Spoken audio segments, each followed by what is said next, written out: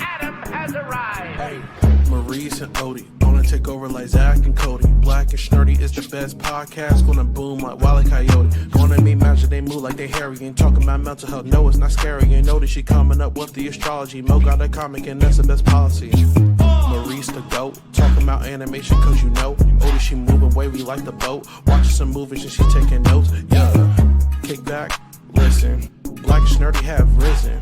Upload on a mission. 5 stars, never dissing. Black and Snurdy, ooh. Black and Snurdy, yeah. Black and Snurdy. Hello and welcome to another episode of the Black and Snurdy Podcast, the only podcast where two sexy black nerds get together to shoot the shit.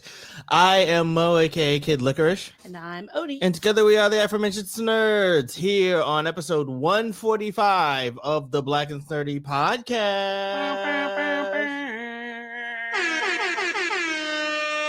How you doing today? I'm doing pretty good. We had a fun day yesterday. Seeing the, what is it called? The Sumo. It was a sumo, but what is the group called? The New York Sumo Club, I believe. Yeah, I think Or half-sumo. half-sumo. Which was fun. We went to Industry City because they were doing the half-sumo tournament.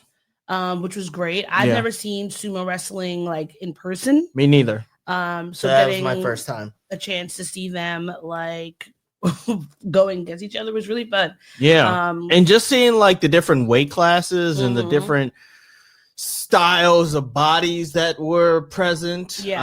I mean, like obviously there were, if you've seen sumo wrestling on TV or you've seen the concept of sumo wrestling, like there's gentlemen on the thicker side of things. Yes. But there was different shapes of the thickness is what I'm trying to say. And there's I just found a video of let me share it, of two of the fighters who we were rooting for. One of their names was Kofi, and the other one, I don't remember what his name was, but you were calling him the name. You all were saying he looked like a wrestler. What was his name? Dilo. So I'm gonna put a little. I made it too small. So this was one of the matches that we saw yesterday. Mm-hmm.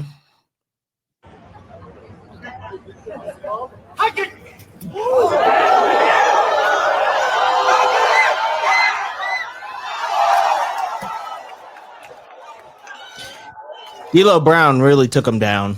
Yeah, it was great. It was great. It was extremely competitive. Like, I think the guy that we rooted for got the gold in the heavyweight and the light heavyweight. Perry something Perry. Kendall Perry. Yeah. Yeah. And it was a lot of fun. And what I loved about it was there were so many black and brown wrestlers there. Yeah, there were. And I mean, there were obviously, if you saw the clip, there were a lot of white guys fighting, but I think it was great to see like the diversity of the people, not just like in their body shapes, and they seem like they're from all walks of life. So it was really interesting. It must be like a cool way of just kind of letting go of steam sometimes, and just using your body and staying in shape, which is cool. Yeah. So, like that was a lot of fun. I give my credit to you for finding the event and convincing me to go. Because Lord knows on a Saturday, like if you say, hey, let's do a thing, I have to clear the entire Saturday to do that. Because with you, like it's an all day affair. You never essentially. No, I know. No, that's the thing. I do know. There might be some I always know. We're gonna shenan and we're gonna shenan again. Mm-hmm. Anyway, how are you doing? I'm doing well. I'm tired. It was a long week. Had a lot of team meetings. Just like fucking 3. But I survived. I made it out the other end, and now I'm feeling pretty good. That's good. Yeah. So how about we mosey on to? Oh, did you know that the New Jersey transit workers are on strike? Yeah, James actually just messaged me that the strike is over. Oh, the strike is over. Yeah, I had sent him a message because I saw, I think it was on Friday, that people who take New Jersey Transit were having to go and take like the Amtrak to get places. Yeah. And so I asked him about it, and so he was just telling me some inside baseball about that because he works for the MTA. But he just messaged me to say it was over. So hopefully everyone is able to get back on their trains, because God knows the transit system, when it goes down, when there's any sort of glitch in the system, it can become very frustrating, especially coming from Jersey, because the transit system goes all the way deep. You could be living in South Jersey and work in like Newark or work in the city, and that is not an easy commute to make. No, it is not at all. No, it's not.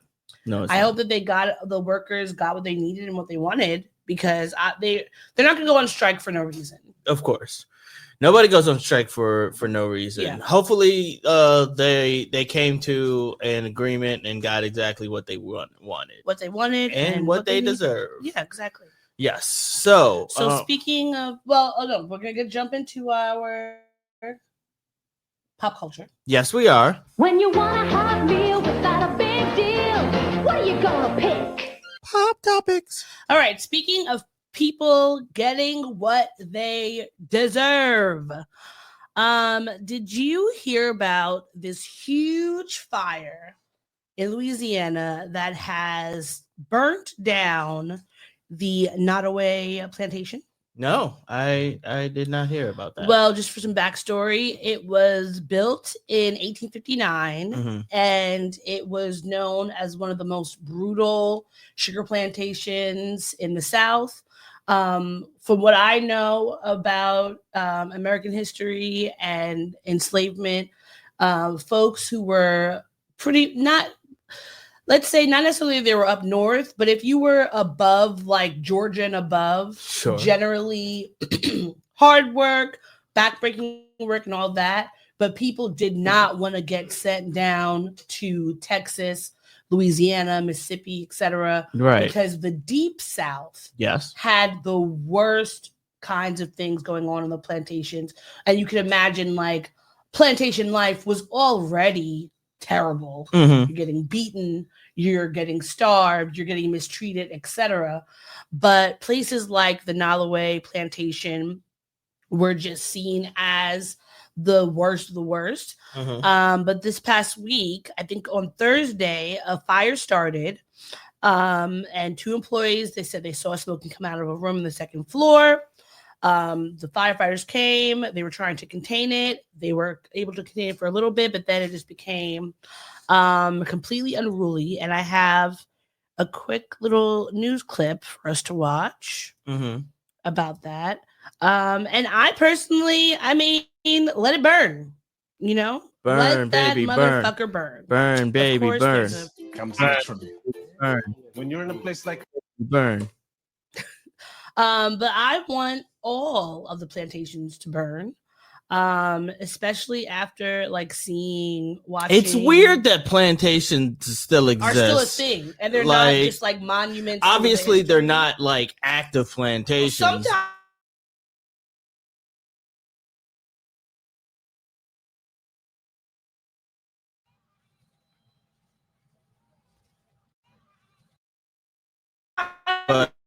But sound. No. You turned the sound off. I turned the sound off. Yeah.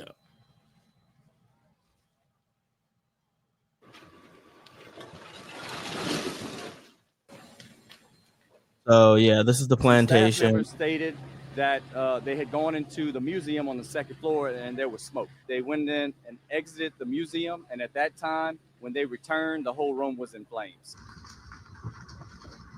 Yeah, that plantation is cooking. Burn it right on up. Yeah. I have to say, I am curious why more plantations don't just burst into flames. Well, quote unquote. I assume that they haven't found the cause of the fire. they haven't found the cause. It could have been anything. It's old. Yeah, it could have been electrical. Electrical wiring. I told Someone you- could have had a smoke break and forgot to put something out, but it was on the second floor of the museum, so Yeah. really it could have been anything. It could have been anything. I told you about how my house caught on fire, right? Yes, It was you did. electrical, Mhm. and I was in the Anything could house happen. when it happened, and I saw smoke coming from the back of my mom's bookcase, and I called my mom and was like, "Hey, Mom, there's smoke coming from the back of your bookcase," and she said, "Call 911." How old were I you will- again when that happened? 9? No, I was in middle school, so I was old enough to know. Well, no, I mean, like, What happened to all those fire how are safety you supposed to things? be in a fire? You're Like, supposed to see smoke and call the police.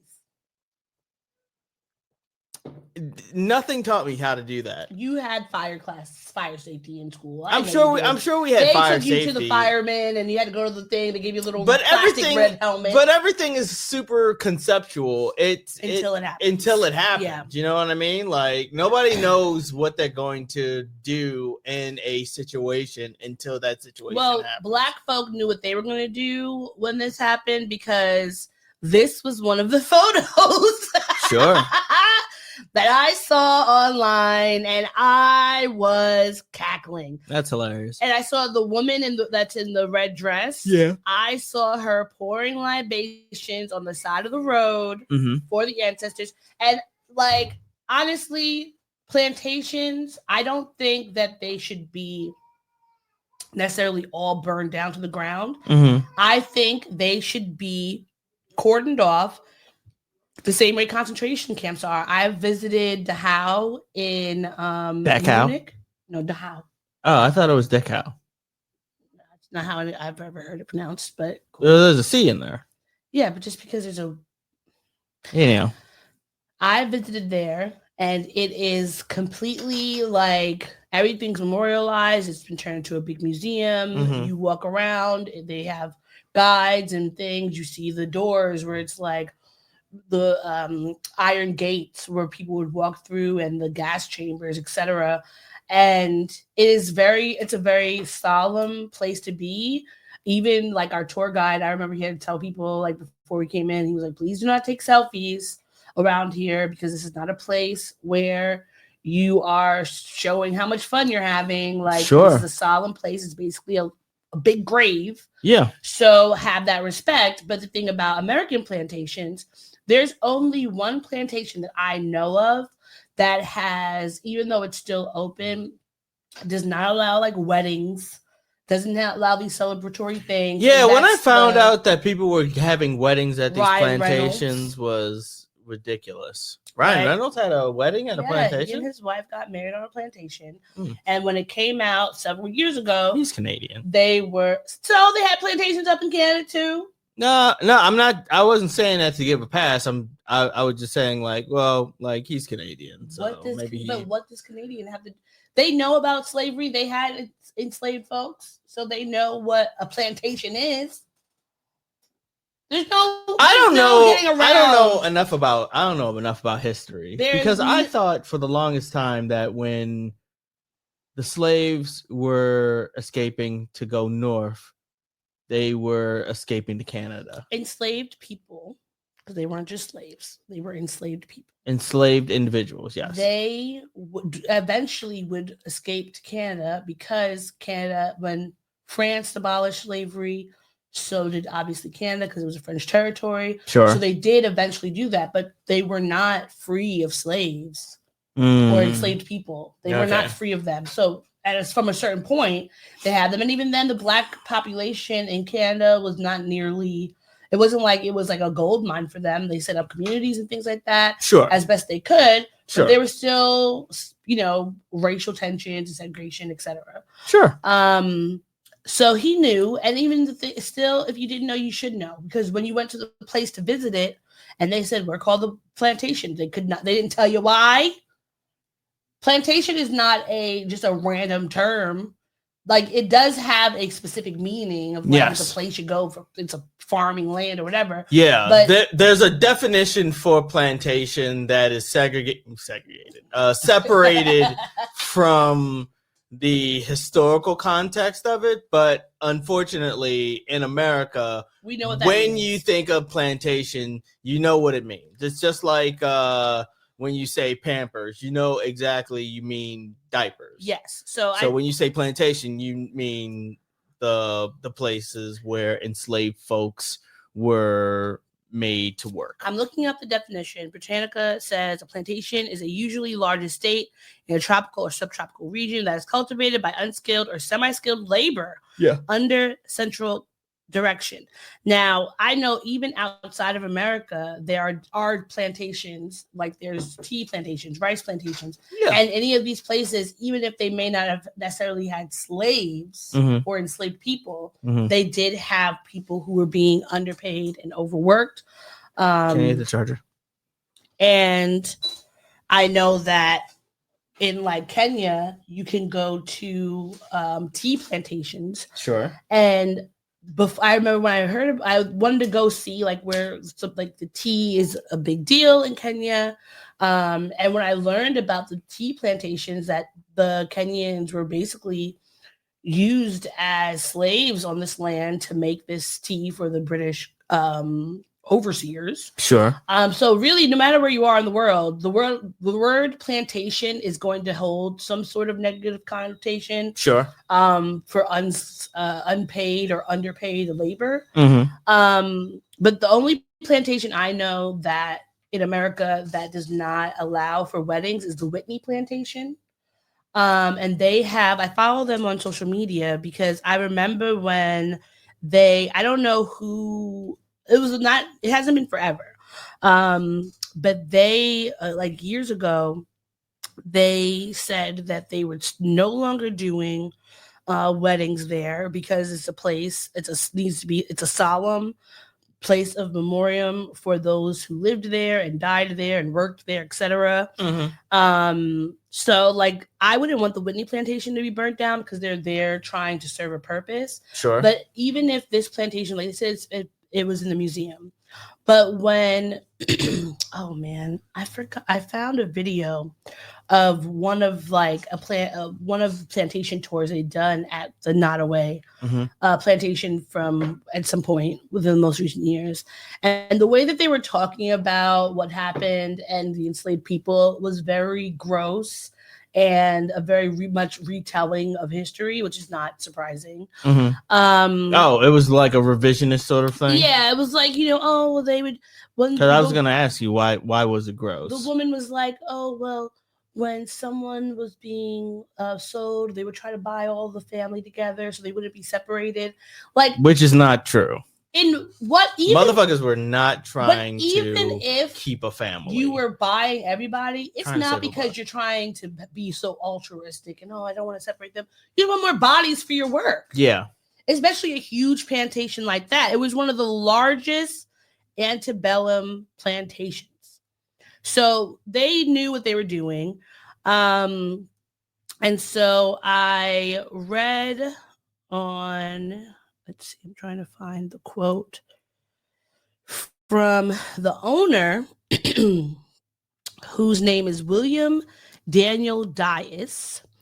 So the fire officials have said that the fire was electrical and not suspicious. Okay. William Daniel Dias is an attorney and preservationalist.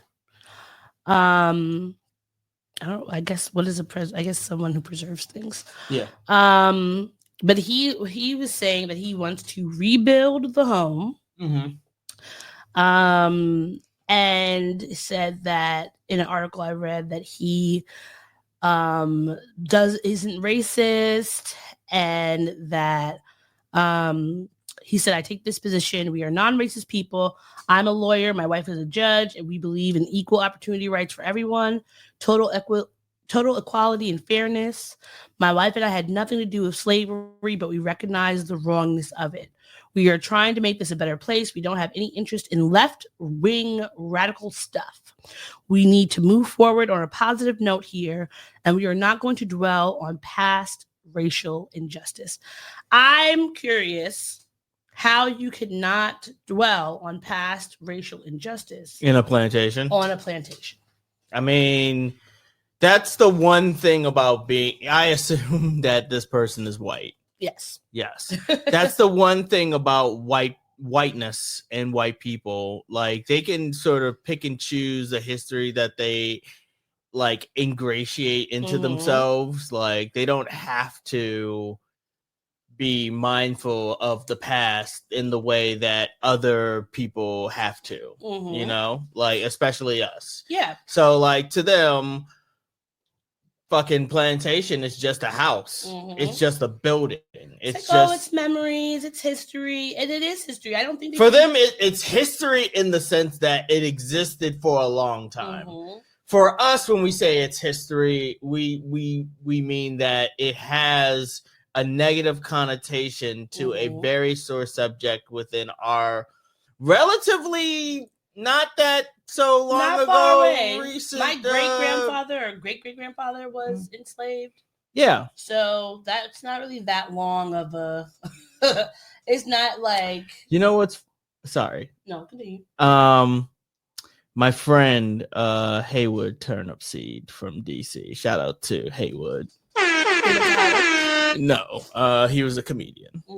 He had a sketch for you know those commercials for ancestry.com back in the day when they were running those commercials. It was like I went on ancestry.com and discovered that my grandfather was an oatmeal maker or some bullshit like that. Yeah. It was all white people.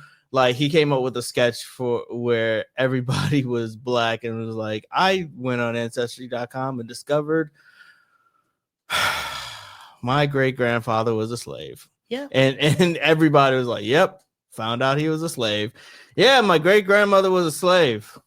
So there's that. What are you gonna do? Yeah. Found out they were slaves. So I hope more. I would like the people who own plantations to go broke unless they are doing what the Whitney is doing, which is hiring Black people to lead the museums and the memorials and telling the real history. The rest of them, they could all burn down. But I don't really, in my mind, I don't want them to actually all burn down because I do think that we need to have that history there. Unless they just burn down and we just make the whole thing a memorial and people walk around and see, like, let's look at the terrible conditions that they were forcing these people to live in while you look back at that huge burnt down mansion in the back that it probably had 20 rooms for 2 people. Because I know there was these TikTokers, these white TikTokers who got in trouble because they had purchased an old plantation. It still had the quarters for the enslaved folks on them. And they had made them into little tiny houses for people to rent. Oh, tiny houses. Yeah, and they were trying to like... So they were renting out the slave quarters. Exactly. And they were trying to say, no, this is like, you know, we don't really know what these were used for. We were repurposing the existing thing. Okay. Ridiculous. White people are always ridiculous, and yes. they never want to take ownership for their wrong. And it's not that, yes, of course, slavery ended 1865. We are not saying that you yourself are someone who's owning folks, but more than likely, if you are in a place where slavery was the top of the economy and your family still has money and generational wealth of any kind, you probably were benefiting from that in some kind of way because our families did not have the opportunity to pass down plantations over generations and generations and generations. I think white people are too far removed from the atrocities that were committed. I think we should just start blaming them and saying that they directly benefited from slavery. Why not? There was an article. It was talking about you own slaves. You probably own slaves. Like you could do all the ancestry.com looking up and everything like that to show that he was a fucking cheesemonger or some bullshit like that. But no, if you have any level of prominence in this country, you probably benefited from slavery in your history, or you at least benefited from the racism that was going on. There is an article on Reuters.com that talks about 100 people in politics whose families have ties to slavery. Okay, it says more than 100 U.S. leaders, lawmakers, presidents, governors, and justices have slave-holding ancestors, but that few are willing to talk about it. Which makes sense. So there's no reason why we shouldn't. Like, of course they do. It's just a part of the history. That's just what it is. So yeah, it is what it is. Fuck you. Days, whatever his name is. Fuck you, William Days. William dies. I hope that y'all go bankrupt over this and never have any money for the rest of your life. Okay. All right. So now moving on to some good news. Ironheart has finally gotten its poster revealed. Not just his poster, it's trailer. It's trailer. Yeah. Ryan Coogler is directing this. So you know it's going to be great. He's executive producing it, not directing it. Oh, sorry. Executive producer. Yeah. And so it's starring Dominique Thorne, who we saw her play Riri in Black Panther Wakanda Forever. And I'm really excited about this because, I mean, it's Ryan Coogler. It's going to be very black. I'm sure it's going to be very beautiful. And it comes out June 24th, and it's coming out on Disney Plus. I'm curious as to why. Why aren't they giving it a real movie? What do you mean? Why is it? This is a holdover from their. Remember, like, for the last few years, Disney has been just flooding the market with content, with Marvel content, and all these either mid to terrible shows like fucking Secret Wars. Not Secret Wars. What was it called? Wasn't it called Secret Wars?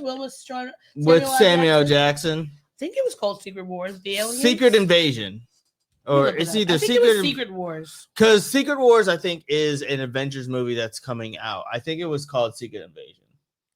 Okay, I'm looking it up. Keep talking. Yeah. Anyhow, this is a holdover from what essentially they've been they're doing a quality Secret Invasion. Yeah. So they're doing a quality over quantity thing now. So that's why certain projects are being pushed back. If you've noticed, like, Marvel hasn't been like having 9 different movies and 10 different shows coming out in a year and giving you homework to do by watching all of it because it's all connected. This is the last holdover from the previous regime. And yeah, like I am, how do you say? I am optimistic about Ironheart. Just because it is a character that I loved in the comics and a character that was introduced in the Black Panther Wakanda Forever movie. I think, and this is just my opinion, I think this could be kind of like Loki season 2 in that it'll be a surprisingly good story that's being told. So I am gonna hold off on any judgment until I've watched it all. Well, Ryan Coogler in interviews has said Riri is definitely in conversation with a street level show like Daredevil. You've got characters trying, both heroes and villains, to make do with what they have.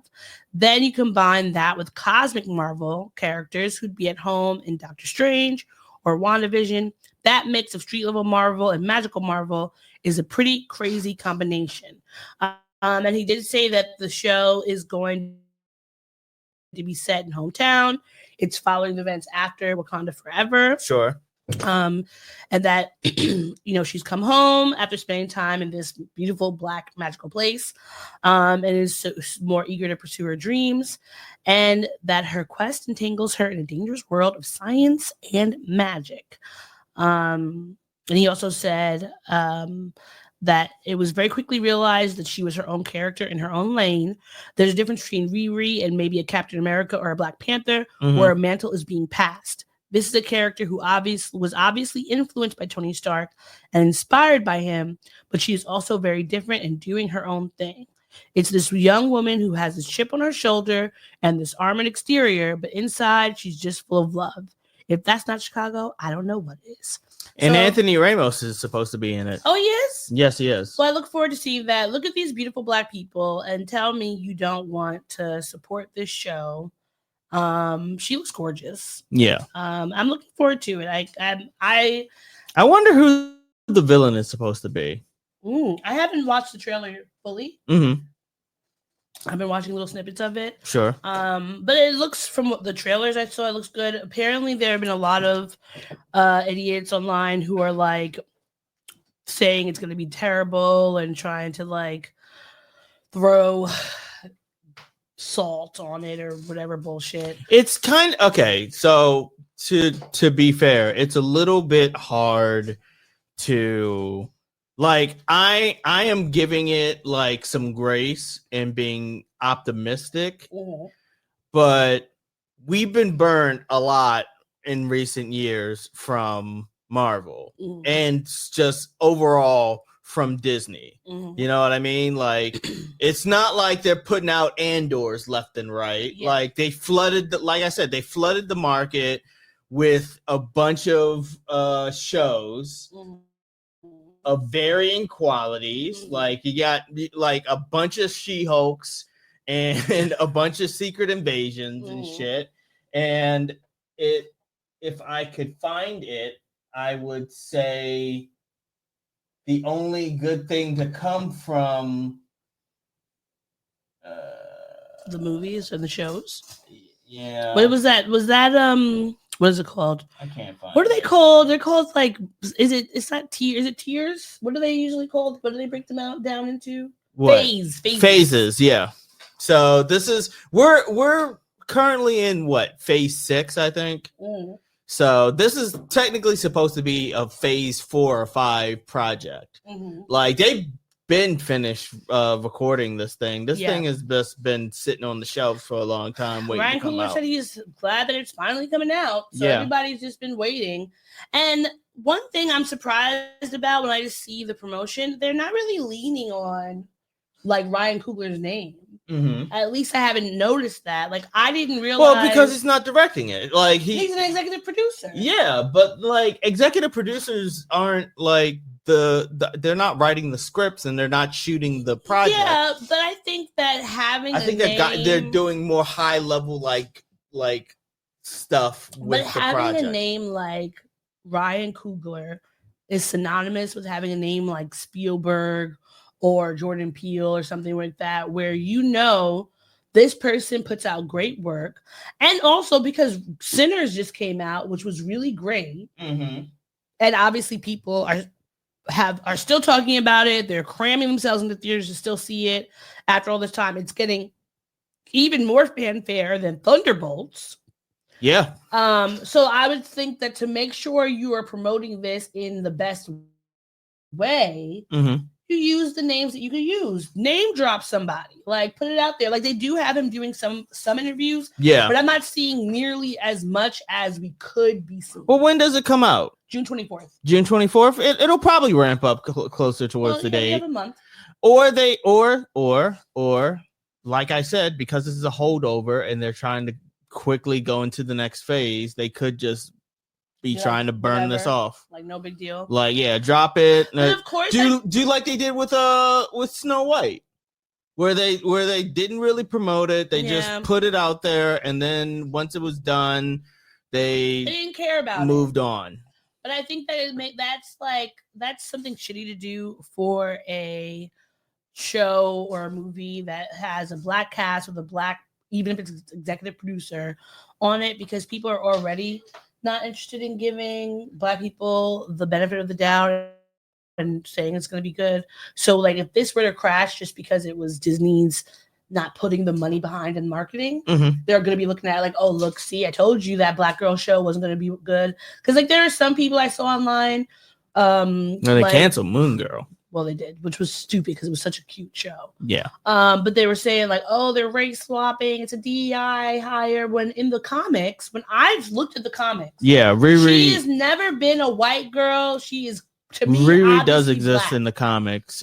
She's essentially they're the online discourse is essentially like they're doing the same thing that they did with Miles Morales. Yeah. When he was first introduced in the Ultimate comics. They hate seeing a black person that's black in the comics be black on the thing. Like they want so badly for everyone to be this like, oh, we're being woke and hiring this black person when the black person is just, that was their job always. It was not going to change. So, we'll see. I'm looking forward to it. I'm going to watch it. And it's a movie or a series? It's a series. Okay, I'm going to watch it. I hope it's really good and I'm looking forward to it. Yeah. Now, I found this really ridiculous and hilarious video. And it made me think of you because you always say whenever like there's this big name in entertainment or whatever that gets caught in a scandal and you're like, oh, they were trying to buy NBC. Yeah, that's the running joke of this podcast. Is And like so they were trying to buy NBC. I saw this and felt like this was something that would make you laugh. And maybe it will give you a new catchphrase. Are you ready to watch it? Sure. All right. So it looks like iHeart Radio was doing an interview with Will Smith. And this is what came of it. Hold on. Prince. Let me read because it wasn't. You also And I talked to Prince 8 hours before he died. I talked to Prince and he called and he was pitching. He was saying that me, him, and Jay-Z should start an entertainment company. And he said he had talked to Jay and he wanted to do it. And we talked that night, and in the morning, he was gone. I don't know what that says about me. Well, I don't think it. So I don't. First off, I don't. What does it say about you, Will Smith? That's my question. But also, this is coming. What out, a weird thing. What a weird story. This is a weird story. Like, oh, I talked to Prince the day before he died. 8 hours. Not even a full day. 8 hours. For Will. Okay. You gotta take your mind back before the slap. Take your mind back before the entanglements with August. Entanglements with August. Take your mind back all the way to when Prince was still alive. Will Smith was still probably one of the biggest box office smash hit actors to ever exist. So it's not unreasonable to think that him talking to a legend such as Prince, it's not unreasonable to think that was a possibility. Yeah, because they were probably of the same ilk, running in the same circles. You know what I mean? What's weird to me is that why is this story being told now? Yes, that is exactly what I thought when I watched that. And why hasn't Jay-Z said anything about this? Or why hasn't Will Smith said anything about this before today? Yeah. Like, I know wealthy people have to like comb through their past for anecdotes to put on these interviews and shit like that in order to be relatable. But like, this is something that is super duper unique because of who's involved. Yeah. Because it's Prince. Yeah. And Jay-Z. But also Prince. You know what I mean? Every time I will say. And what does it say about you, Will Smith?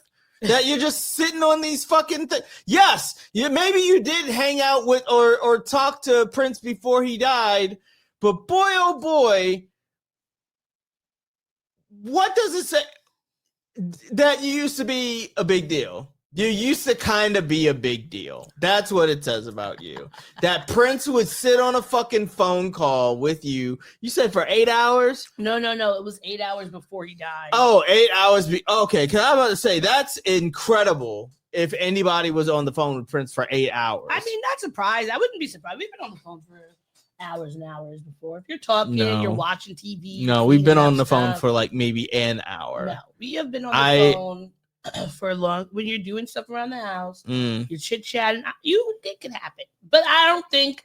When we're younger and we have all the time in the world. I just find it weird that this is coming out now. But I also know that when I am on the interwebs and something goes up in like Black entertainment, sure, there's always somebody who's like, they were trying to buy, and it won't even be NBC. Oh, they were trying to start this thing together, and it was going to make Black people all this money, and see, that's why they killed them. And I know that somebody is on a TikTok right now watching that video and creating a whole nother section of freaking conspiracy theories about this whole thing. Yeah.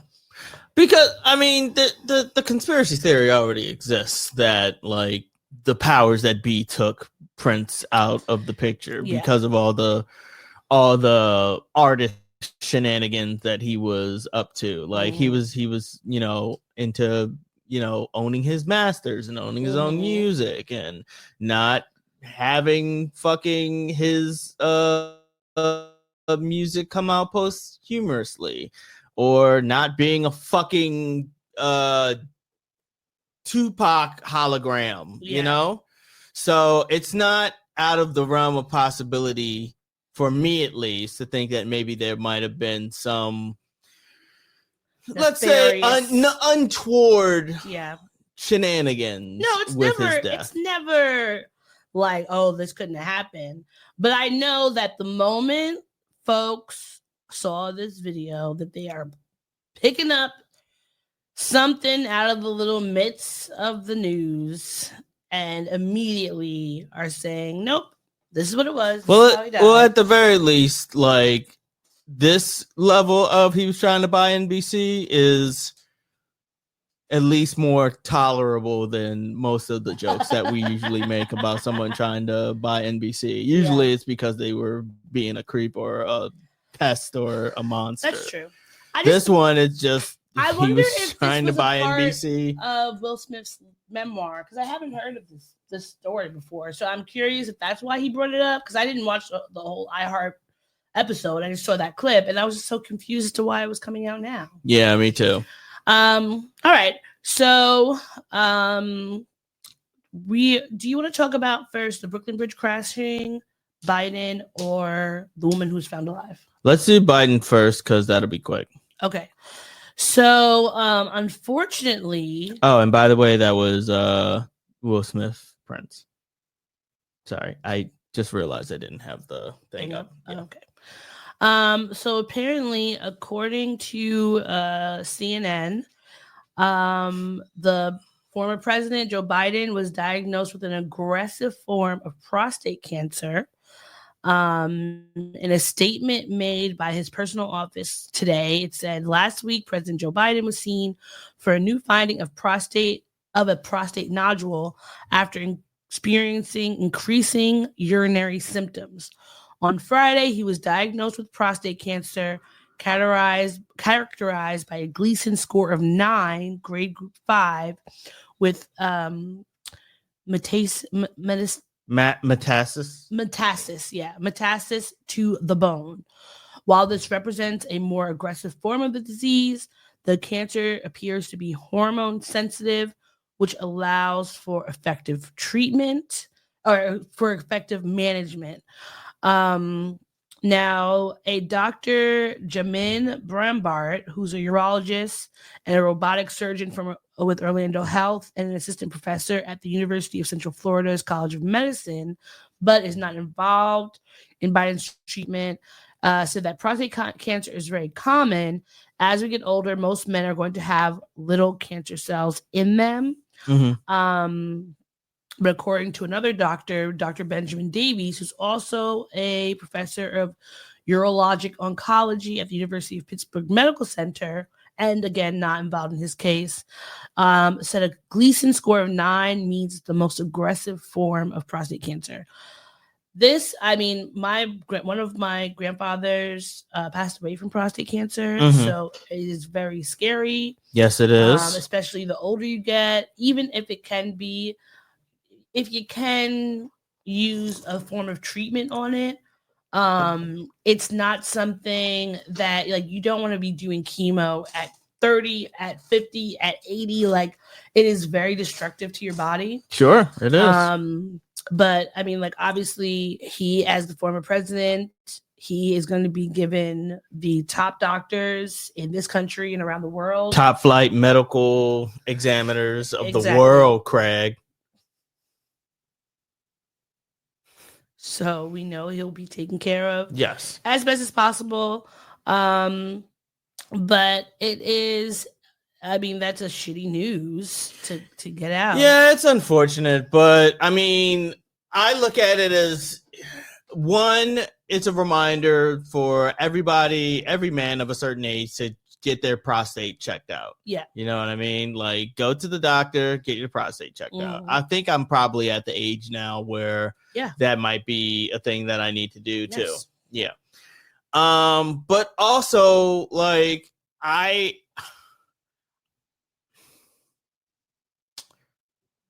think about if Biden had just stayed in the race and if he had won and then he got this kind of news, where we would be. What do you mean?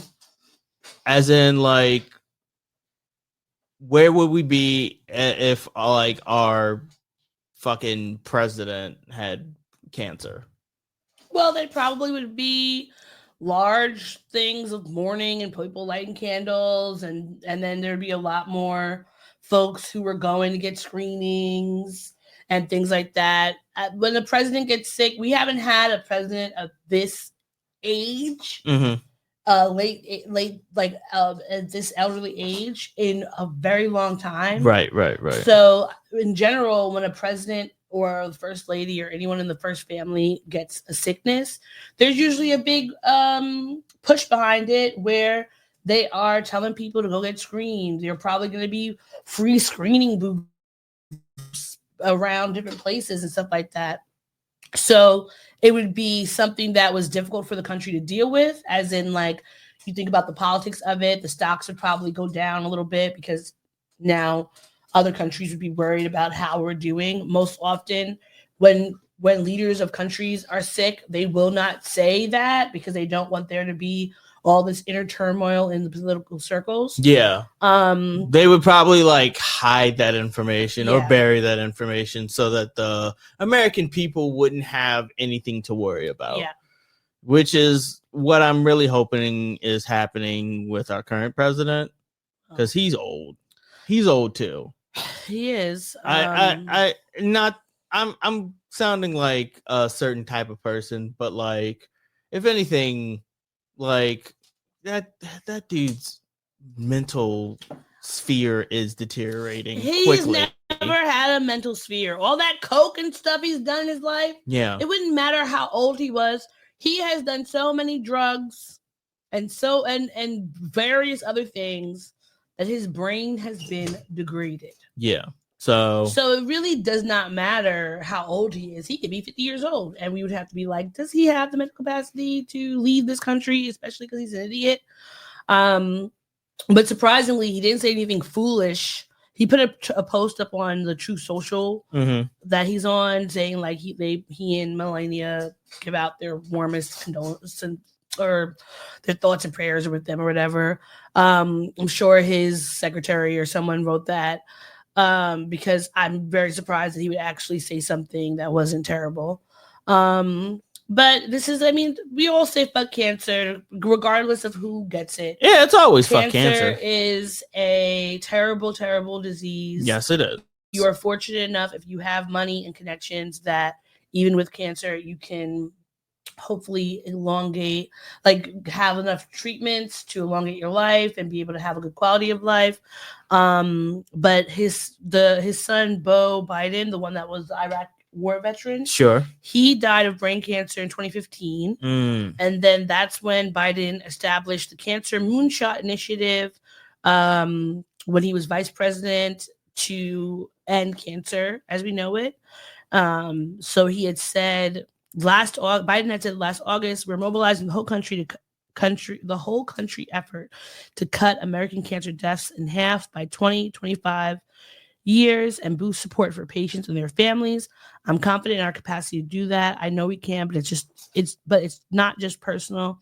It's about what's possible. And I do believe, his son passing away from the terrible disease did spur him on to want to do great things and try to reduce the amount of people who are also suffering in the name of cancer. But I do believe that there's so much time and money and resources that are not given to cancer patients and resources for their families and things like that it shouldn't take someone in your family or you getting sick by something like that for you to do it. But unfortunately, like when you were saying what would happen if a president got cancer, like that's the type of thing that would happen. Yeah. We would get all these initiatives that we should have had for X amount of time. Like what's her name? Oh, who was the president's wife who started was it Reagan's wife who started the DARE? It was about drugs. Oh, yeah, that was Nancy Reagan. And then yeah, because she was friends with was it Clark? Who was the really big celebrity? Was it Clark Gable who passed away of AIDS? It was a huge celebrity who she was friends with who passed away from AIDS. And that was what pushed her to stop basically referring to AIDS patients or thinking of AIDS patients like they were, not human. And Rock Hudson, thank you. Yeah. So when he passed, then they were starting to do these initiatives. But before he passed, there was nothing that was really happening. So this is a sad day for their family. Hopefully, he has all the best doctors, and those doctors will also take what they learned from him and bring that to the other patients who need it. Yeah. So, Elle, and I found the job that I was looking for during the Marvel segment. You've got to do better, Senator. That's what I was looking for. Everybody's got to do better. Everybody's got to do better. All right, now you want to do the woman who's missing? Yes. All right, I'm just waiting for this video to finish. That's Tiffany, right? Tiffany, yeah. Yeah. Okay. Gotcha. All right. So this woman in Georgia, whose name is Tiffany Slanton, who's 28, was lost in the woods for 3 weeks, but thankfully she was found alive. Here's the speaking out news announcement. California wilderness for nearly 3 weeks. Tiffany Slanton, a solo hiker who was lost in a blizzard last month, was found sheltering inside a cabin near Lake Edison. That's about 3 hours outside of Fresno. Now, Slayton says if the cabin hadn't been unlocked, she probably would have died. I honestly do not think that without Vermilion Resort, I would not be here at that moment, because that was the 13th heavy snowstorm I had been in, and it was going to be the last one. If he hadn't have come that day, they would have found my body there. Oh my, talk about a miracle. Glad she's okay. The resort owner says Tiffany gave him a hug the moment that he found her alive, and I can understand why. So this has me thinking of two minds. Mm-hmm.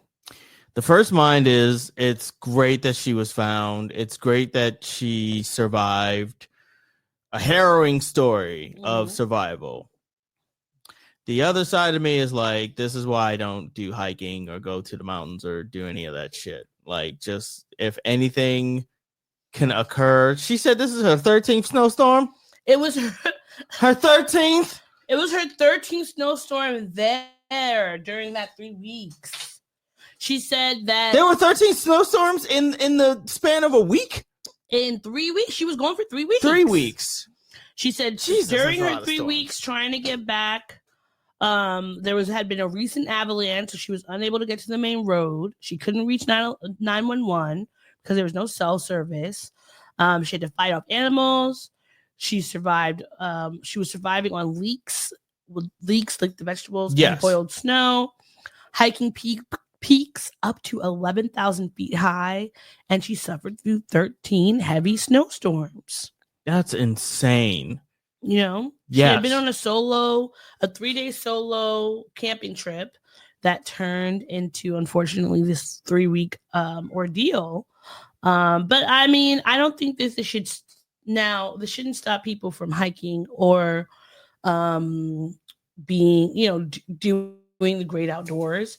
But I think this is something to be mindful of like, what things do you need to make sure you're going to be safe? Have a fucking sat phone on you or something. Phone, Aria. God damn it. Anyhow, continue. We have a sat phone. Having a sat phone, and trying to make sure you have enough supplies, any kind of like some type of compass that can work through all different types of weather and things like that. But good thing that she was able to come across the resort. Yeah. And get in there, because otherwise she would have just been outside. That's just, it's a lot. But she's back in Georgia now.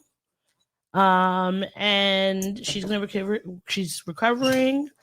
And that she said she journaled the whole adventure and plans on going through the process of doing like a documentation of that. So maybe she'll get a book out of it or a movie or something like that. Like, you gotta, when life gives you lemons, you better fucking make lemonade. Make something profitable out of this, and then never go out to do any fucking solo mountaineering ever again.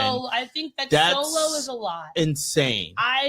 Darby Allin right now, the wrestler, is currently trying to climb Mount Everest. No. Did you know that? I didn't. Yeah. And I wouldn't want to do that. I would not want to do that either. Just be up there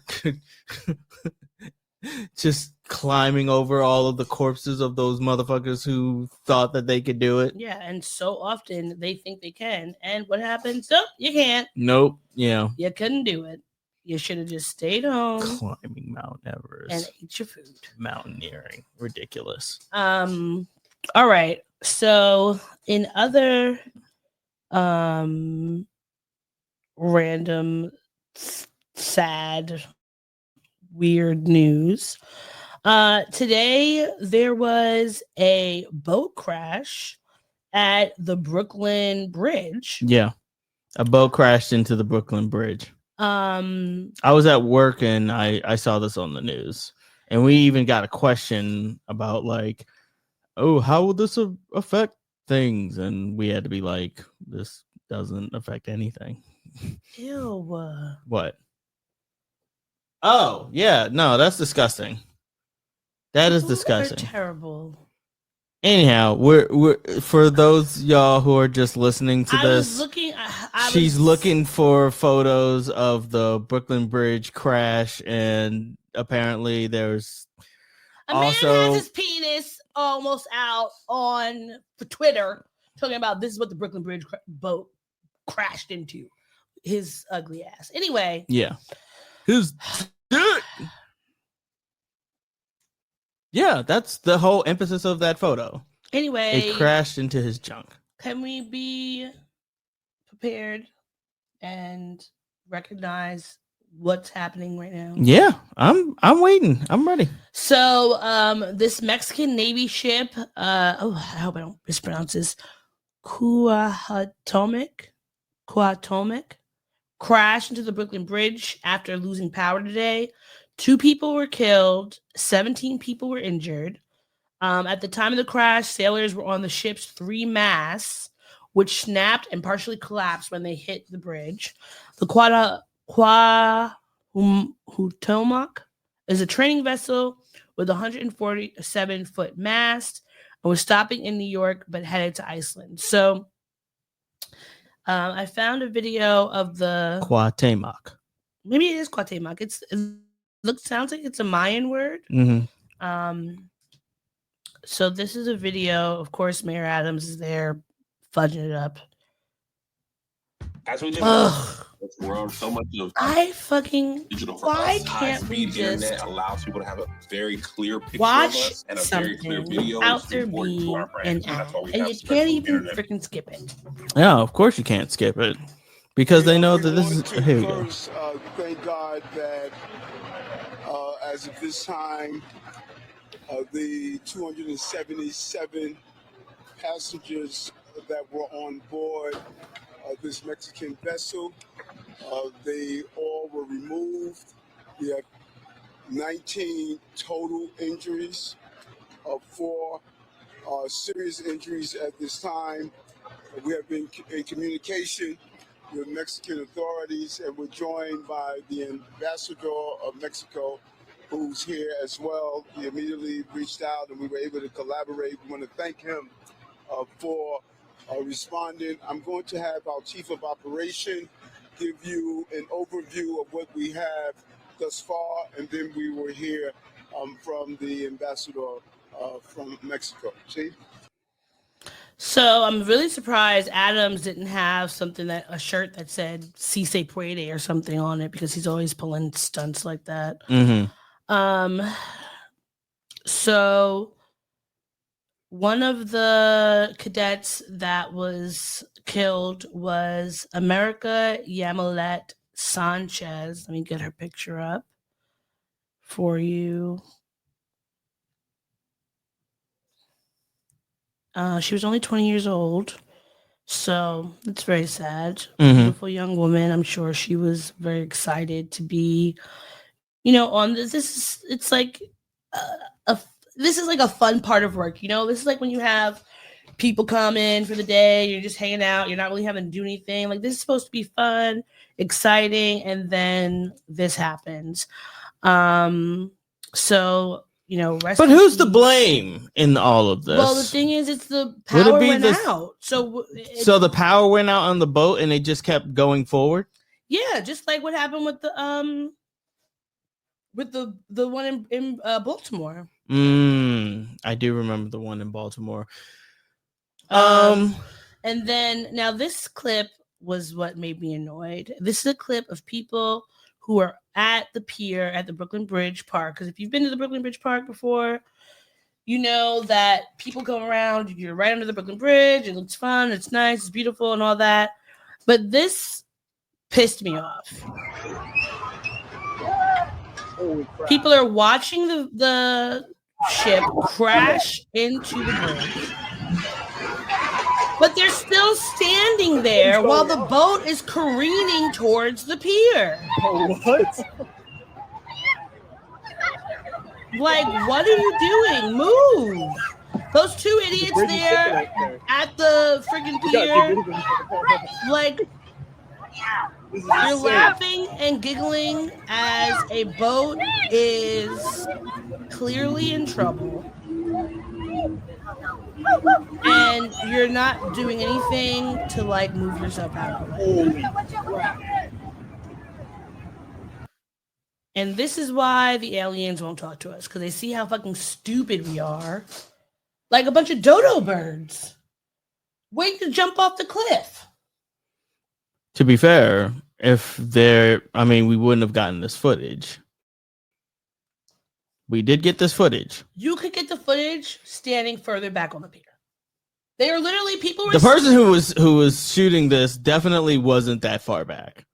They weren't close up like the other ones in front of them was, but they definitely weren't a safe distance They away. weren't, because to me, my fear is that clearly there's something wrong with this boat, because when I first heard about it, I didn't even know what type of ship it was. I just read about it being a yacht or whatever. So it's like, okay, was it just people with someone drunk or whatever the case may be? But like, you are seeing a boat careening into the Brooklyn Bridge, and your spidey senses are not going off that maybe something is going on. Maybe I need to be a little bit more careful. And like, you want to take a video, move back to the video. We're gonna see the same thing. What's gonna change from you being by like the ice cream shop or whatever. Like, right. It's a huge boat. You're gonna be able to see it. Right. No friggin' like self-preservation. Yeah. No survival. No instinct. survival skills. Yeah. But of course, I mean, we are sending all of our love to the families of those who lost someone. Another person, the two people that were identified was America, Yamilet Sanchez and Adal Jair Marcos. So I mean, they were cadets. So Marcos was 22, America was 20. So it's sad. Yeah. Apparently the vessel serves as a school trip for cadets and was departing for Reykjavik, Iceland, when it lost power around 8:30 p.m. Saturday and drifted to the bridge, snapping all three masts. So that's very sad, and I hope that their families get whatever they need to help them out during this time, and whoever needs to be sued for them to get any kind of compensation. I mean, there's nothing can replace your child, but like that. Does Boeing make boats? Shoot, I wouldn't be surprised if we find out that's who made the boat. Because if this was a technical issue, the first thing I'm thinking of is it's probably the boat manufacturer. Yeah, it probably is, and y'all should need to sue. You need to sue the boat manufacturer and make sure you're getting the money that you deserve for your family. Yeah. All right, are you ready to? That was all of our pop culture stuff that we have. I know that there's a lot of other things going on in pop culture.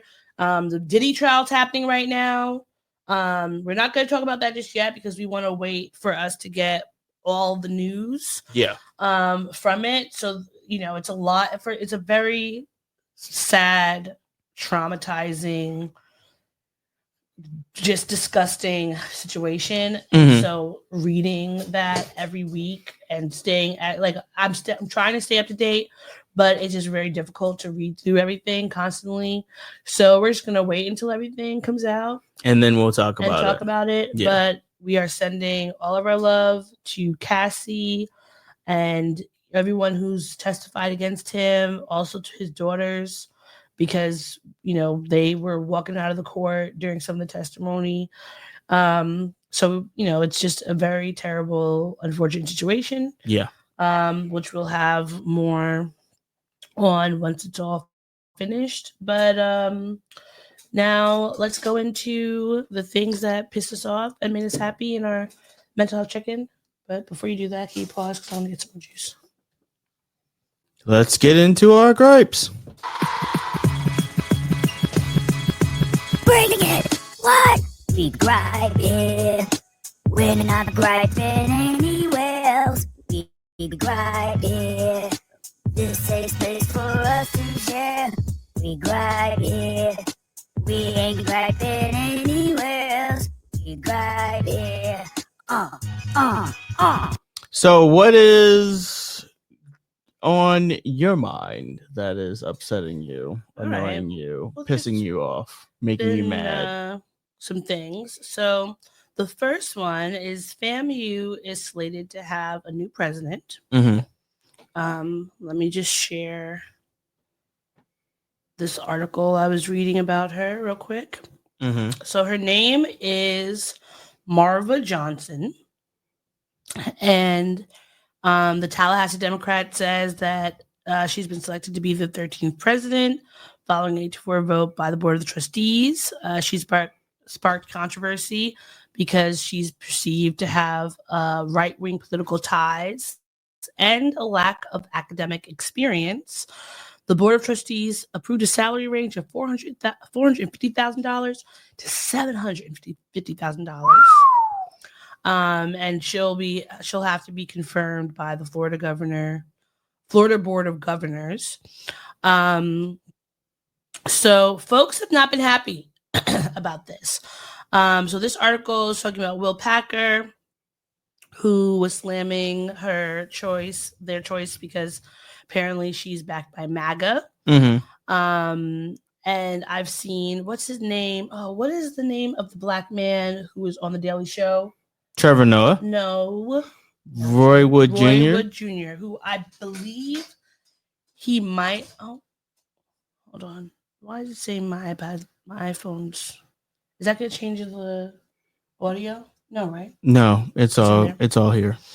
All right. So they had a town hall on May 7th for the Florist finalists. And Marwa Johnson was there. Apparently, she's an ally of Governor Ron DeSantis. So if you do not know, Ron DeSantis is a terrible, terrible governor of Florida who has been trying to do everything between banning books, bringing ICE into the conversation, not allowing for any kind of DEI things in the country. And Will Packer said in a live stream he had, in a comment on the town hall live stream, that FAMU deserves better. He said, right this minute, a group of activists, Republicans, are trying to put in the highest position of power someone who is solidly and objectively unqualified for it. He said that Marwa Johnson is a career lobbyist with no experience in higher education administration, literally the same amount of higher education experience as you or I, zero, none. Said, but what we cannot allow is a hostile takeover by someone who is aligned with a party that has loudly and proudly espoused ideologies that attack diversity and diverse institutions, attacked equitable economics, and attacked inclusive principles, the exact pillars that institutions like FAMU were built upon. I think it's unfortunate that now we have to think about HBCUs are not just being targeted because the government and the president have been pushing back on any kind of DEI, anything, alleged DEI, anything. But now you have people being put in place in positions that are going to hurt the schools. Apparently, this is because this whole situation that you're getting a new president, because I don't remember if we talked about this on the show, but last year, I believe, FAMU got swindled because someone, I'm looking for his name here. Did FAMU also get their like Howard scammer kind of guy? It wasn't that, but this man named Gregory Jerami, who's a 30-year-old businessman from Texas, said he wanted to make sure the historical Black schools windfall would help students who needed the money most by giving a $237.75 million gift to the school. Unfortunately, the then president, Larry Robinson, did not do, and his board or the admin did not do their due diligence, because it turns out that what he was donating to them wasn't real. So he has a small business, and he was saying all the stock options, whatever, it was so high, but the money was not in the bank. And even though he spoke at commencement, he had a huge check for them. And then people started having questions like, what would make it possible for him to have all this money at such a young age and with a company that doesn't really have, a huge backing? And also, he apparently also has at least one donation to another college that fell apart. So one of the board of the trustees, Kristen Harper, last year on May 10th said that serious concerns have been raised regarding the validity of the gift, the adequacy of the due diligence processes, and whether the foundation board of trustees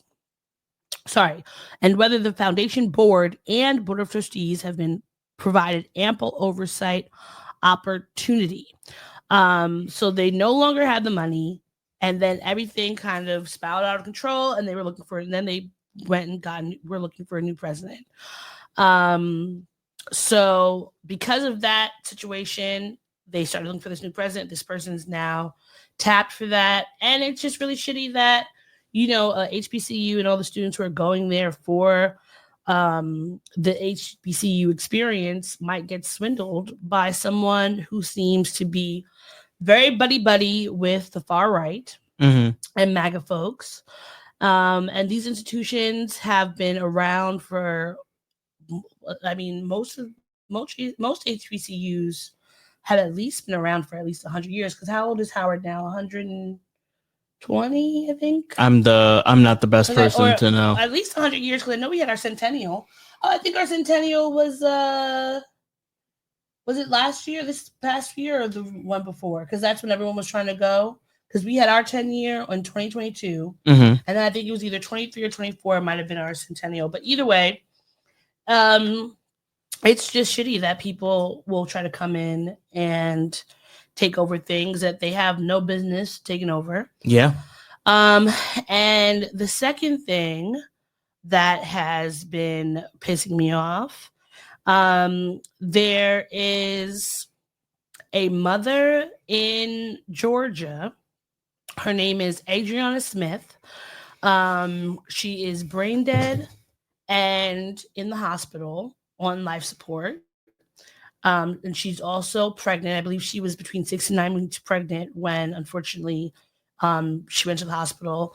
And the hospital has not allowed her family to have any say in what happens to her body because of the heartbeat law. I found a news clip talking about this to share.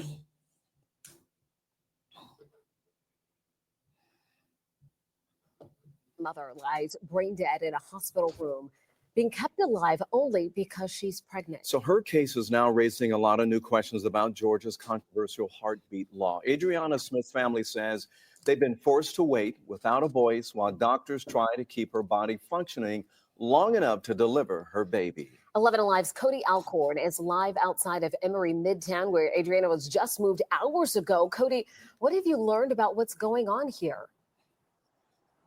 Well, Jennifer and Ron, Adriana has been on a ventilator for the past 90 days. Now, as you mentioned, she was moved here just hours ago, so doctors can deliver her baby when it is time. Her family visits her every day, including her young son, who believes his mom is just sleeping. A crushing, emotional toll, as you can imagine. The family says it's been made worse because they have no say on what happens next. 30-year-old Adriana Smith was about 9 weeks pregnant when she started having bad headaches in February. Enough to know that something was wrong. April Newkirk says her daughter went to Northside Hospital for help. They gave her some medication, but they didn't do any tests. They didn't do any CT scans. If they did, they would have caught it. The next morning, Adriana's boyfriend noticed something was terribly wrong. She was gasping for air in her sleep, gargling. More than likely it was blood. She was taken to Emory, Decatur, and then she was transferred here. To Emory University Hospital, where Adriana worked as an RN. Unfortunately, there was nothing doctors could do. They did a CT scan and she had blood clots all in her head. So they had asked me if they could do a procedure to relieve them, and I said yes. And then they called me back and they said that they couldn't do it.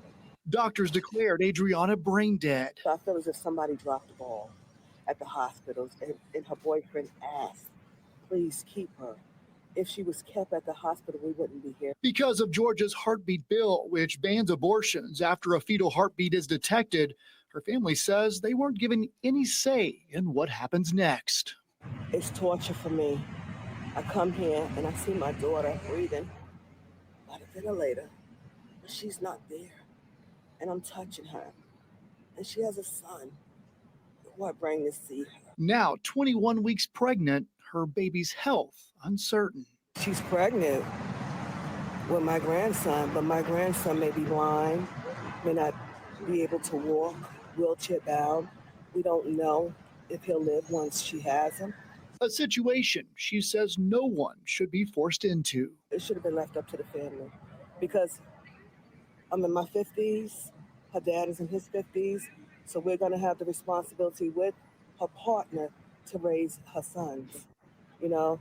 And I'm not saying that we would have chose to terminate her pregnancy. What I'm saying is we should have had a choice. We should have. This is very reminiscent of Terry Schiavo. Terry Schiavo. I remember that case. That happened when we were in maybe middle or high school, where she was brain dead, and Were we in high school or middle school? Middle or high school. And the family was arguing between, it was her family and her husband were debating on whether they should keep her on life support. Yeah, she was pregnant. They wanted to have a baby, etc. But I think that at the very least in that situation, it was the families who were at an impasse, not the families having something forced upon them. Yeah. And I think that this reminded me of The Handmaid's Tale, because I remember I forgot which season it was, but there was a Black woman who was in a coma for whatever reason, and they were just keeping her alive so that she could gestate the baby.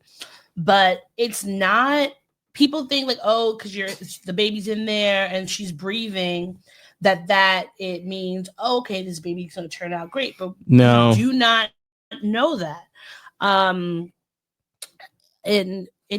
there's ways of figuring that out, right? Not really. There's not really. I mean, like the from what I've read, it says a key factor influencing infant survival is the gestational age at the time of the mother's brain death. Survival rates improve significantly with later gestational ages, approximately 20 to 30 weeks at 20 to 30% at 24 weeks, 80% at 28 weeks, and nearly 98% at 32 weeks. Because the thing is, when you are pregnant, your brain is sending signals to the baby back and forth. There's so many things that go about that. So like, yes, the hospital could potentially be able to regulate those things in the mother, but we don't have the technology to be 100% in these cases. This is not something that happens at such a frequency that we've like nailed it down. So really it's gambling. That's why the grandmother was like, we don't know what this child's going to have to deal with when they come out. They're already going to have to deal with having to take care of her son. They're older, so it's like you have these things that their health that they have, the health issues that the parents have, taking care of this child. Then now the medical bills is the government going to pay for these medical bills because they're forcing her to have this child?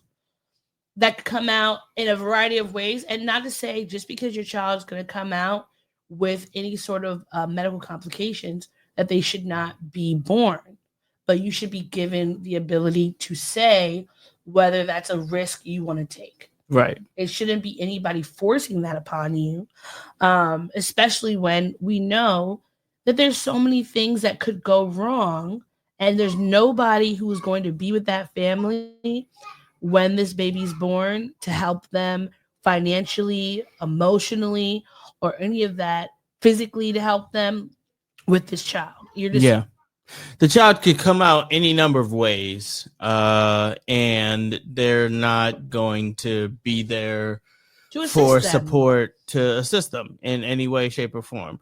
It always weirds me out how like we're so gung-ho about like abortion and about preserving the sanctity of life. But then when that life is born, we don't give a fuck. That's it, because they don't care. They're not pro-choice.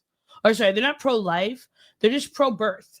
Yeah, they're pro-birth. That's what it is. The moment the baby's out of there, then they act like they don't have anything else to do with it. They don't want to give. They're trying to cut every single federal funded program that's going to make sure that kids can eat, that the parents can have money to buy groceries, send them to school, all these things. Like, they don't care.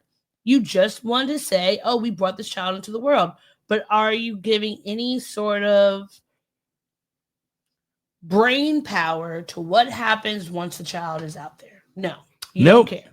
Nope, not at all. Not even a little bit. And I hope that, this child is born healthy. Yeah. But I also I just feel very sad for the family that this is something that's being forced upon them. No one should have anything forced on them. It's you decide, you figure out what's going to be the best thing for your family.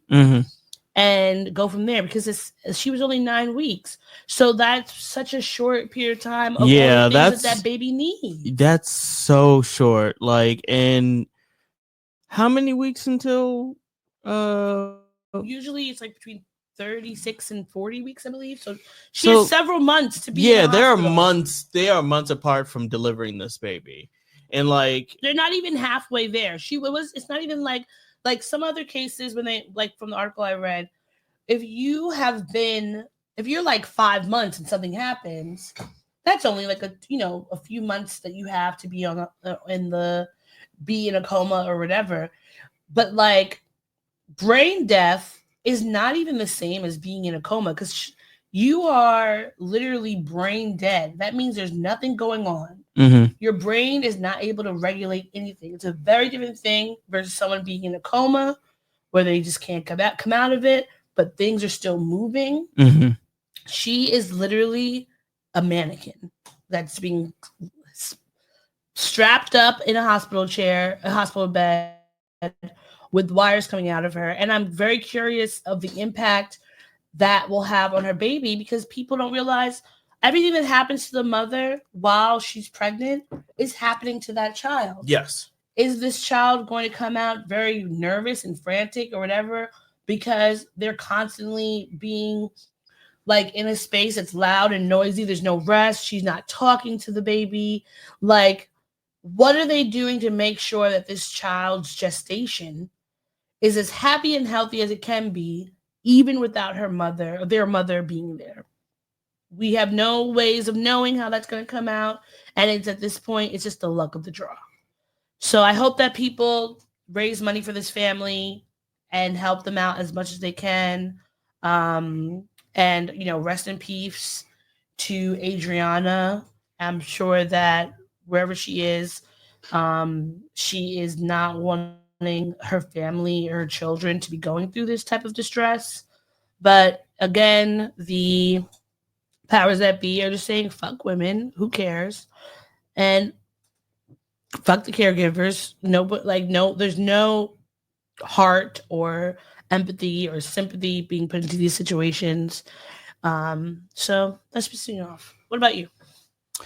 So as far as me is concerned, the things that are pissing me off are as follows. Number one, I need people to understand that if you reach out to me on either a Friday or a Saturday, that I will not get back to you until Sunday.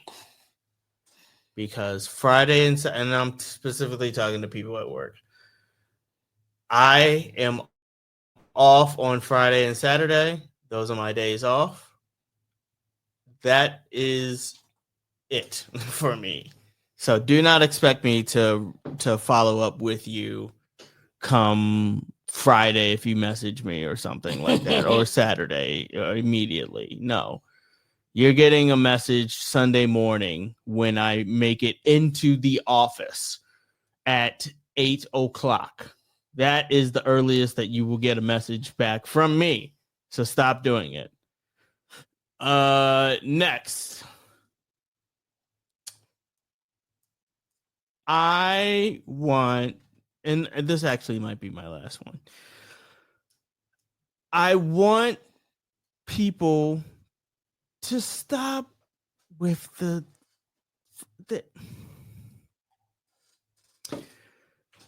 I know sneezing is an involuntary thing. People can't help it. But like, you gotta be able to sneeze into your arm. Achoo. If you feel it coming, like, there should be a even if it's a 3-second build up, you should be able to instinctively put your arm up so that you can sneeze into your arm. If you're just sneezing willy nilly and you have like not even just if you're sneezing willy nilly, but if you have a strong, distinct sneeze, willy nilly, and you're doing it willy nilly, you need to fucking check yourself. Because I'm not trying to get sick. I don't give a fuck if it's hay fever or fucking pollen in the air or allergies or whatever the fuck. Again. Handkerchiefs, yeah, monogram handkerchiefs. In fact, let's bring back monogrammed handkerchiefs. Yeah, let's make that a thing. More handkerchiefs, because my dad actually had a handkerchief when we were growing up. Mm-hmm. He also had $100 bill inside of his wallet, and he would be like, "I always have $100." So he was a classy fellow. Mm-hmm. I don't know why I'm saying was. He still is. He's alive. But yeah, we need more people to be more considerate when it comes to sneezing. Cover your sneezes. Cover your coughs. Especially a wet sneeze. The biggest fear I have is someone's going to sneeze and it's going to get on me. Because then I'm going to fight you. Yeah. And I don't want to fight, but I'm going to have to. It's going to be like a feral response. If you sneeze and something gets on me, that's it. Yeah. I'm barfing while I'm punching you in the face. Gross. Blech. It's a gross experience. It's a gross experience all over. Yeah. So that's everything from me. All right. Yeah. You ready to talk about things that made us happy? Sure. And for that, we are doing this. I'm the baby merchant. Tots are us. I give you all the service and no damn fuss. Give the baby merchant just a week or two. I'll have your baby for you. All right. All right. What's making you happy this week? Going to the sumo event, hanging out with friends. It was nice to see Keith and Keith's friends. I forget their names. Latifah and Carlton. It's Carlton? What did you think it was? Colton? No, I thought it was Colton. Oh, maybe it's Colton. Carlton or Colton. Okay, well, either way, it was good hanging out with y'all. As always, I enjoy when it's specific people, like when it's a specific small group of people. When it's larger amounts of people, then things get a little bit unwieldy, and I shut down emotionally, and physically. But the sumo event was great. Getting barbecue afterwards was really good. The barbecue at Morgan's is always really good. Yeah. I still really want to try that barbecue at Hometown. I also really like the cute little outdoor section they had. For Hometown? Yeah. Where I was sitting down waiting for everybody. Oh yeah, that's right. Well, Industry they ran out of half the menu. Well, it was almost closed, so it makes sense. No, it doesn't. It's a very busy It absolutely does not They make make sense. everything fresh. My ass. Like, then have more chickens. Then have more brisket. Like, We'll have fucking. to just go there on an earlier time for a date, and we can go around, walk around Industry City, eat some barbecue, get some drinks, and enjoy. Sure. Because it's a very cute spot. I liked it over there. Yeah, it's. I want to live over there, but I like to visit. Yeah, I did live over there before it got built up into Industry City. Mhm. So, you know. And that bar I went to was cute too. Yes, the bar that was near where I used to live. That was like my go-to bar. That was the bar that I used to go to right after yoga. Ah. Yeah. And I left my yoga mat there Right multiple after times. yoga? Yeah. I left my yoga mat Why are there you going several to a times. bar after yoga? Why not? It's defeating the whole purpose. Oh well. I was still flexible. Well, you need to go back to yoga. No, I don't. I'm fine. I'm fine as is. Even though my back hurts. Okay. So that's what's making me happy. What's making you happy? Well, I saw this news out of Nebraska, of Omaha, Nebraska, that Democrat John Ewing Jr. has won his mayoral race. and defeated a 12-year GOP incumbent mayor, Gene Strouthart. And he is the first Black mayor in the history of Omaha. Of the city. Yes. Omaha was the 6th largest Republican-led city in the state. So, okay. So let me find it. I found a quick little video where he's talking about his win. Hi, I'm John Ewing, your mayor.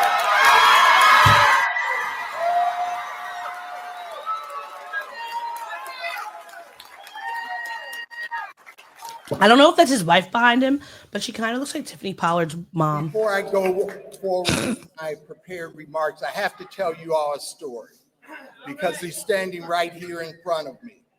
About 13 years ago, I was in the legislative chamber when Black people are so former funny. pastors in Omaha, Leroy Adams, told me I was going to be the first Black mayor of Omaha.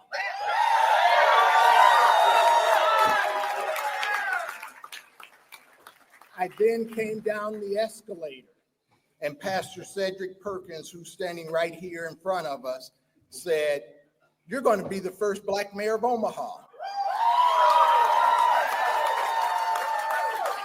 So within about 2 minutes, I heard that from those two men, and I said, okay, that sounds good. But I didn't know if I truly embraced it at that moment. But they said that to me with such conviction that it stuck with me. And so thank you for sharing that with me, and thank you for being a great friend throughout this whole process.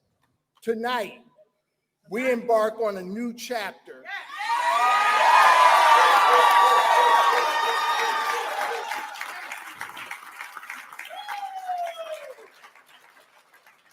I am deeply honored and humbled to stand before you today as your mayor-elect.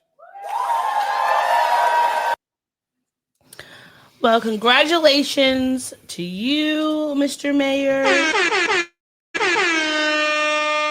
John Ewing Jr., congratulations. We are sending you safety. We are sending you love. And just hope that you have a great time as mayor and you're able to get things done in a very red state. So good shout out to you. And then I saw this other thing that made me happy.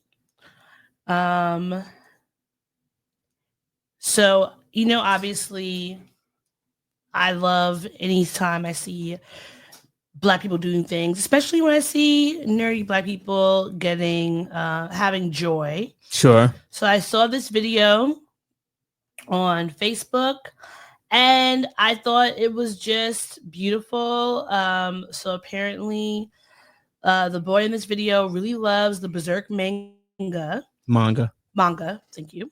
And his mother got it for him for his birthday, and she didn't just buy one, she just buy two. She bought him the whole entire series. Nice. So this was his response. Oh, you got them all. Oh my goodness. You got all of them. Oh my gosh. Thank you. Oh my goodness. Thank you. You're welcome. Oh my goodness. You got them all. You okay? Made me want to cry. Oh, Trey. Thank you so much. You're welcome. Oh my goodness. You got them all. Oh my goodness. I was so confused when I saw 10 and 11. I'm like, huh? Oh my gosh, you got them all. Thank you. Thank you. You're so welcome, baby. Oh my goodness. Oh my goodness.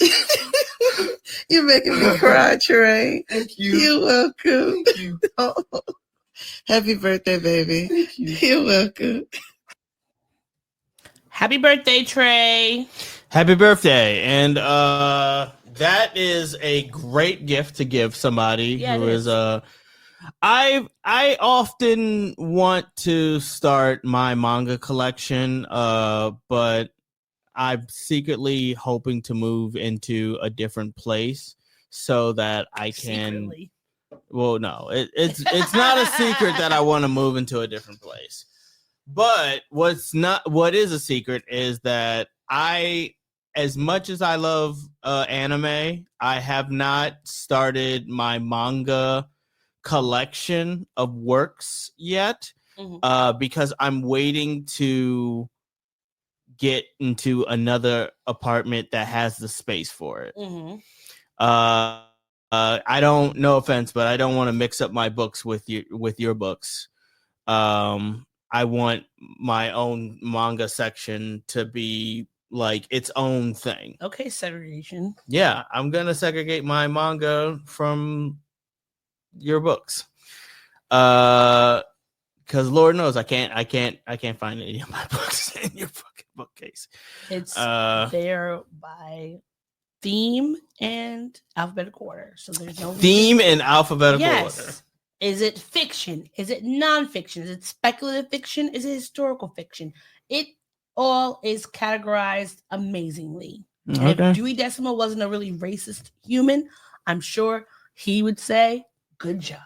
Okay.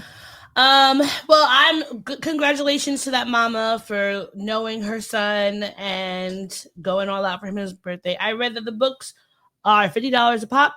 Yeah. Yes, they are. So that's a lot for someone to buy. And that's a lot of books because they you said there was like 11 seasons or 11 volumes. Yeah. So that makes a lot of sense. Exactly the creator of Berserk died not too long ago, right? Either last year or the year before last. Yeah. Kentaro Miura. But we've watched the show on Netflix, haven't we? I've tried to play Berserk to you. I think you said it was too dark. What is this one about? This is about the one where the boy is crazy in the hospital? Nope. What is crazy in the hospital? Or he's in a hospital and then there's like no. This is a medieval. One. Try again. All right, I'll try and give it another go. Okay. Maybe it was just dark because of the time we were watching it and like other things that are going on. Because my darkness, what is it called? My darkness thermometer is low. Sure. All right. So the last thing. Oh well, what was I going to say? Oh, that's exactly how I would respond to a birthday gift if someone gave me Beyonce tickets. So congratulations to you, Trey, and happy birthday. So the last thing that made me happy this week is something very close and dear to my heart.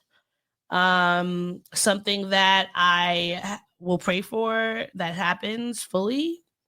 But if you do not know, the Knicks are heading to the Eastern Conference Finals for the first time since 2000.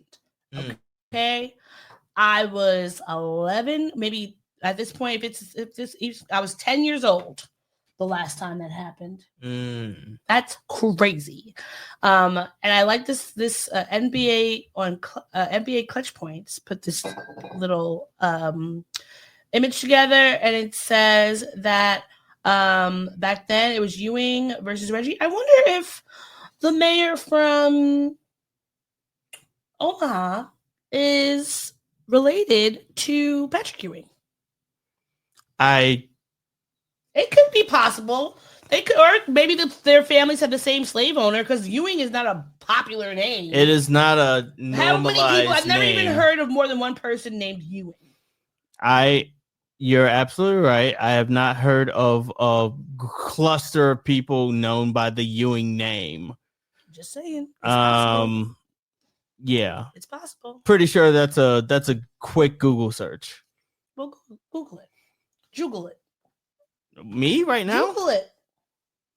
But now it says back then it was Ewing versus Reggie. Now it's Brunson versus Halliburton. I wonder if they're related to the defense contractors. So the next one is the Knicks versus the Pacers. Is the next game, and I'm looking forward to it. Maybe we'll go to a bar and watch it. And No, Mayor Ewing is not related to Patrick Ewing. all right. Well, Patrick Ewing is a retired NBA basketball player. Mayor Ewing. Oh, wait, hold on. you're also reading the AI overview, which is not always accurate, Hold on. as I tell my students every day. Hold on. Wait a minute. You gotta go to the app. Don't go to Wikipedia. Okay, then I will Go to the links. Go to a real link. Go back to the AI overview. Mhm. Click show more. Click on the little link thingy. It'll tell you where it finds that information. It's Wikipedia. It's Wikipedia. Not reliable, but click on it then. Click on it and see. What was the name of the mayor? Was it John Ewing? John Ewing Jr. and Patrick Ewing.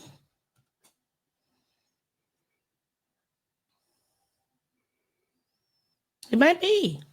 Who knows? Well, either way, I'm very excited about this matchup. I really hope that the Knicks don't piss me off. Okay, because a lot of times they'll get into the finals, they'll be doing really well, and then they shit the bed. So now they've gotten all the way to the Eastern Conference Finals. Do right by us, okay? Please keep your shit together. Drink water, go to practice, stay away from the drugs and the hoes, and just do what you have to do, okay? Because the Knicks can't. Unless that's your ritual. If it is, it's not a good one because y'all keep losing. But if their ritual has been getting them this far, then It's not been getting them far enough. They haven't been taking home the gold. okay. So get your shit together, okay? Sure. All right, that's it for me. Yep, that's everything. And that's everything. That's everything. Thank y'all for watching and listening to another episode of the Blackest Nerdy Podcast. We'll be back next week with more of the Blackest Nerdy Podcast. Until then, take it easy, keep it sleazy. Let me get rid of this and put back on the thing that we usually have, the overlay. Until then, bye. Thanks for listening to the show. If you'd like to contact the podcast, you can reach us via email at blackandsnerdypodcast@gmail.com. You can also find us on Instagram and TikTok at Black and Snurdy Podcast, as well as on Twitter at Black and Snurdy. You can find me, Maurice, on all social media under the handle Licorish is Legit. That's LICORISH is legit. And you can find me on Instagram. It's ThatsOD, THATSOD.E. And on Twitter, THATSOD_E. And don't forget to like, rate, and subscribe to us. Tune in next time to the Black and Sturdy Podcast, where nerds of a feather rock together. Remember? Bye. Boy. Not yet. No, this is keeping it. We're keeping this in. Don't forget to take your meds and your subs and drink water. Bye. Bye. I actually want to keep that.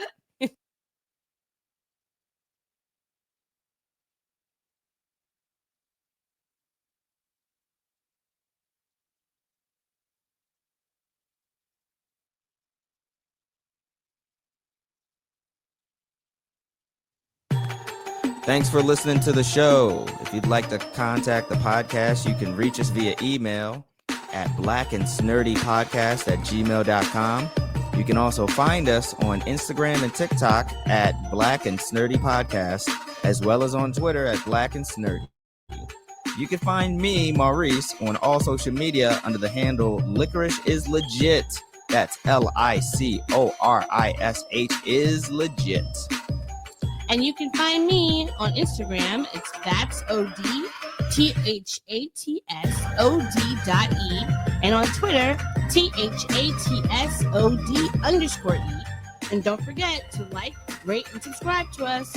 Tune in next time to the Black and Sturdy podcast, where nerds of a feather flock together. Remember, Bye. boy. Not yet. Not No, yet. this is keeping it. We're keeping this in. Don't forget to take your meds and your subs and drink water. Bye. Bye. I actually want to keep that.